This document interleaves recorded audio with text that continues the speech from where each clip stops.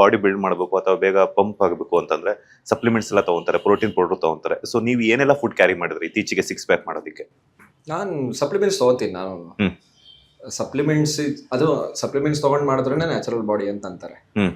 ಅದು ಏನಿಲ್ಲ ಸರ್, ಒಂದು ಮಿಲ್ಕ್ ಪ್ರಾಡಕ್ಟ್ನ ಡ್ರೈ ಮಾಡಿ ಒಂದು ಪೌಡ್ರ್ ಅಂತ ಮಾಡಿರ್ತಾರೆ ಅಷ್ಟೇ. ಅದು ಬಿಟ್ಟರೆ ಇನ್ನೇನು ಇಲ್ಲ. ಅದು ಫುಡ್ಡಲ್ಲಿ ನಮಗೆ ತೊಗೊಳಕ್ಕಾಗದೇ ಇರೋ ಪ್ರೋಟೀನ್, ಪೌಷ್ಟಿಕಾಹಾರ ಏನು ತೊಗೊಳಕ್ಕಾಗದೇ ಇರೋದನ್ನ ಲೈಕ್ ತೊಗೊಂಡ್ರು ನಮ್ಮ ಬಾಡಿ ಅದು ತೊಗೊಳುತ್ತೋ ಇಲ್ಲೋ ಅನ್ನೋ ಡೌಟ್ ಇರುತ್ತೆ.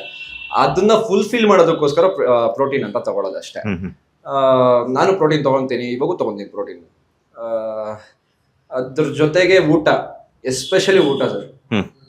20% ರೆಸ್ಟ್ ಬರುತ್ತೆ, 60% ಅಲ್ಲ 30% ರೆಸ್ಟ್ ಬರುತ್ತೆ, 60% ಲೈಕ್ ಊಟ ಬರುತ್ತೆ, 10% ಲೈಕ್ ವರ್ಕೌಟ್ ಬರೋದು. ಲೈಕ್ ಎಲ್ಲ ಪ್ರತಿಯೊಂದು ಮ್ಯಾಟರ್ ಆಗುತ್ತೆ. ಬರೀ ವರ್ಕೌಟ್ ಮಾಡಿ ರೆಸ್ಟ್ ಮಾಡಿಲ್ಲ ಅಂದ್ರೂ ಆಗಲ್ಲ. ಇಷ್ಟ ದಿನ ನಂಗೆ ಇಷ್ಟು ರಿಸಲ್ಟ್ ಬಂದಿರಲಿಲ್ಲ, ಯಾಕಂದ್ರೆ ಶೂಟಿಂಗ್ ಇತ್ತು, ನಿದ್ದೆ ಇರಲಿಲ್ಲ. ಬರೀ 4 hours ನಿದ್ದೆ ಇರೋದ್ರಿಂದ ಬಿಟ್ರೆ ಒಂದಿನ ಬಿಟ್ಟು ಒಂದಿನ ಮಾಡಕ್ಕೂ ನಂಗೆ ಮನ್ಸು ಬರಲ್ಲ. ಯಾಕಂದ್ರೆ ಅದೇ ಹೇಳುತ್ತಲ್ಲ, ಅಡಿಕ್ಷನ್. ಬರ್ಲಿಲ್ಲ ಅಂದ್ರೆ ಒಂದ್ ಸ್ವಲ್ಪ ಜ್ವರ ಬರೋಕ್ಕಾಗತ್ತೆ ನನಗೆ. ಆ ತರ ಇದ್ದಾಗ ಎವ್ರಿ ಡೇ ಬರ್ತೀನಿ, 4 hours ನಿದ್ದೆ ಮಾಡಿದ್ರು, ರೆಸ್ಟ್ ಇಲ್ಲ ಅಂದ್ರೂ ವರ್ಕೌಟ್ ಮಾಡ್ತಾ ಇರೋದ್ರಿಂದ ಆ ಲೆವೆಲ್ ರಿಸಲ್ಟ್ ಇರ್ಲಿಲ್ಲ ನಂಗೆ.